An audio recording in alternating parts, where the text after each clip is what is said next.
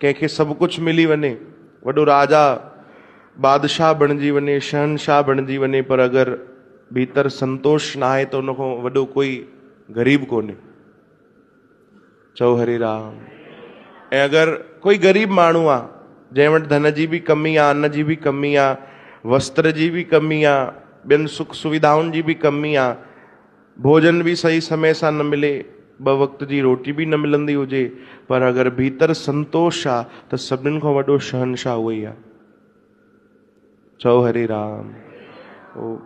चवंदा आहियूं न भाई, चाह गई चिंता मिटी मनवा बेपरवाह, जिसको कुछ नहीं चाहिए वो शान के शाह। इहो ई संतोष आहे,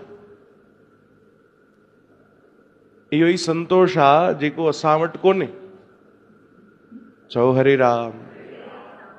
ऐं इन जे अचण खां पोइ ॿिए कंहिं शइ जी कमी बि न रहंदी।